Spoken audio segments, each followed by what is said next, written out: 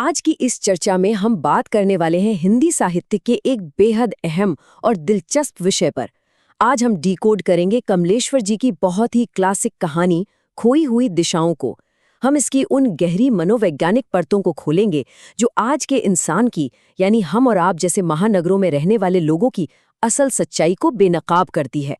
ये सिर्फ कोई पुरानी कहानी नहीं है, बल्कि हमारे आज के शहरी जीवन का एकदम सटीक और कड़वा विश्लेषण है। चलिए बिना देर किए सीधे इस कहानी की गहराइयों में उतरते हैं। अब जरा इस स्थिति की कल्पना कीजिए। आधुनिक महानगरों का सबसे बड़ा विरोधाभास आखिर क्या है? सोचिए कि कोई दिल्ली के कनॉट प्लेस जैसी किसी जगह पर खड़ा है। आसपास सैकड़ों लोग हैं, एक भारी भीड़ चल रही है, शोर है, लेकिन फिर भी वो इंसान खुद को पूरी तरह से अदृश्य और नितांत अकेला महसूस कर रहा है ना अजीब? लोगों के इस विशाल समंदर के बीच खड़े होकर भी एकदम अकेले होने का ये जो घुटन भरा एहसास है ना, यही इस पूरी कहानी की नींव रखता है। एक ऐसा माहौल जो बाहर से तो खचाखच भरा हुआ है, लेकिन अंदर से भावनात्मक रूप से बिल्कुल खाली है। लेकिन इस कहानी को पूरी गहराई से समझने के लिए हमें पहले नई कहानी आंदोलन और आज़ादी के बाद साहित्य में आए उस बड़े बदलाव को समझना होगा। आखिर ये कहानी किस माहौल में लिखी गई थी? देखिए, 1947 में आज़ादी मिलने के बाद भारत में शहरीकरण बहुत तेज़ी से बढ़ा। लोग बेहतर जिंदगी की तलाश में अपने गांवों और छोटे शहरों को छोड़कर महानगरों की तरफ भागने लगे। और ठीक इसी बड़े बदलाव के बीच 1954 के आसपास नई कहानी आंदोलन की शुरुआत हुई, जिसका असर 1963 तक सबसे ज्यादा देखने को मिला। इस छोटी सी समय सीमा ने समाज में हो रही उथल-पुथल को बड़ी ही बारीकी से पकड़ा। पुराने मध्यवर्गीय मूल्य टूट रहे थे और बड़े शहरों में खुद को स्थापित करने का एक क्रूर संघर्ष शुरू हो चुका था। खोई हुई दिशाएं बिल्कुल इसी दौर से निकली एक मास्टरपीस रचना है। तो अब बात करते हैं हमारे मुख्य किरदार चंदर की। एक ऐसा इंसान जो इस भारी भीड़ में भी बिल्कुल अकेला है। ये कहानी उसकी कोई भारी भागदौड़ नहीं दिखाती, बल्कि ये पूरी तरह से उसके दिमाग के अंदर की उलझनों की यात्रा है। चंदर एक पढ़ा लिखा युवा है जो दिल्ली की भीड़-भाड़ वाली सड़कों पर अपनी जगह तलाश रहा है। और यहीं पर एक बहुत ही भारी शब्द आता है, अजनबीपन या एलियनेशन। मतलब एक ऐसी मानसिक अवस्था जहां इंसान उस समाज या उस जगह से ही खुद को एकदम कटा हुआ महसूस करता है, जिसका उसे हिस्सा होना चाहिए। चंदर के साथ बिल्कुल यही हो रहा है। वो सड़कों पर भटक रहा है और अंदर ही अंदर सोच रहा है कि कोई उसे देख ही नहीं रहा। अपने ही शहर में अपनों के बीच रहते हुए भी ये जो मानसिक अलगाव है ना, सच कहूं तो अजनबीपन का इससे भयानक रूप और कोई नहीं हो सकता। अगर हम ध्यान दें तो महानगरों की इस बीमारी के कुछ बहुत ही साफ लक्षण होते हैं, जैसे भारी भीड़ में भी अकेलापन महसूस होना, अंदर से एक अजीब से भावनात्मक शून्यता या खालीपन होना, अपनी पहचान खोने का गहरा संकट और एक मशीन की तरह रोज वही घिसी पिटी जिंदगी जीना। कमलेश्वर जी ने इन लक्षणों को किसी बोरिंग लेक्चर की तरह नहीं बताया, बल्कि बहुत ही खूबसूरती से इन्हें चंदर के रोजमर्रा के कामों में पिरो दिया है। शहर हमें भौतिक सुख सुविधाएं तो खूब देते हैं, लेकिन बदले में हमारी पहचान और हमारे अपनेपन को कैसे सोख लेते हैं, ये आप चंदर की हालत देखकर साफ समझ सकते हैं। अब इसी से जुड़ा एक और बड़ा पहलू आता है, रिश्तों का खालीपन। सोचिए कैसा लगता है जब आपके सबसे जाने पहचाने चेहरे भी अचानक अजनबी लगने लगे। कहानी में एक बहुत ही मार्मिक मोड़ तब आता है जब चंदर सालों बाद अपनी पुरानी दोस्त और प्रेमिका इंदिरा से मिलने जाता है।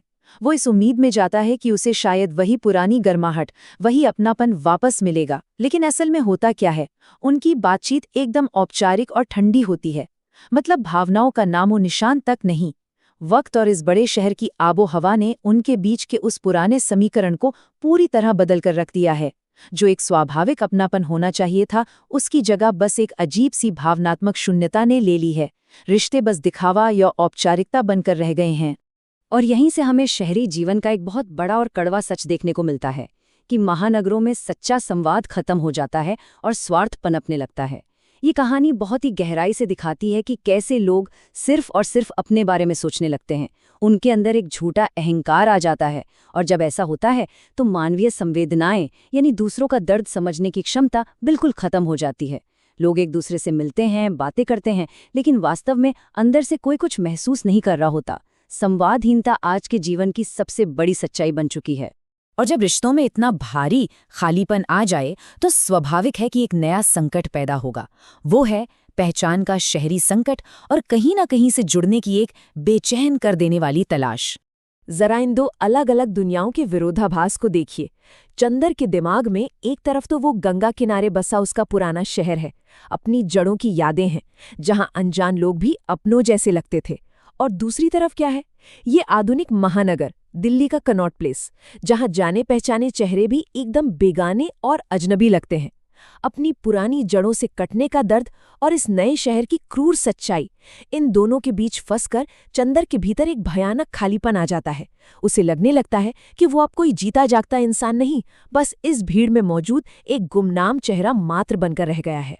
चंदर की इसी कश्मकश को, पुराने परिचितों के बीच अपनी पहचान बनाए रखने की इस जद्दोजहद को हम दर्शन शास्त्र की एक बहुत बड़ी विचारधारा से आसानी से जोड़ सकते हैं, जिसे अस्तित्ववाद या एग्जिस्टेंशियलिज्म कहते हैं। सरल शब्दों में कहूं तो ये एक ऐसा दर्शन है जो इस बात पर जोर देता है कि इस इतनी बड़ी बेपरवाह दुनिया में एक अकेले इंसान के वजूद का आखिर क्या मतलब है। चंदर का अपनी पहचान को लेकर ये जो पूरा मानसिक संघर्ष है, वो वास्तव में इसी अस्तित्ववादी दर्शन की एक बहुत ही साफ झलक है। वो बस इस निष्ठुर शहर में अपने होने का कोई तो अर्थ ढूंढना चाहा है।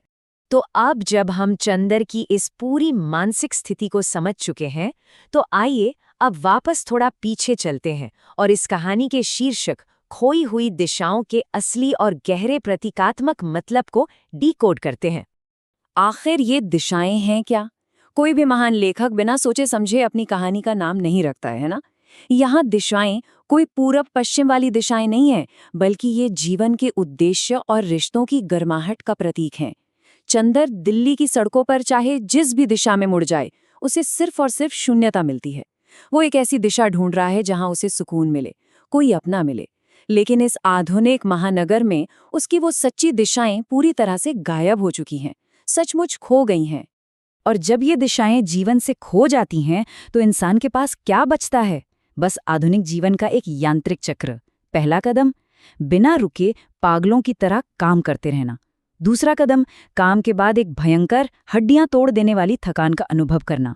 और अंत में तीसरा कदम, अलगाव और अकेलेपन के आगे पूरी तरह घुटने टेक देना।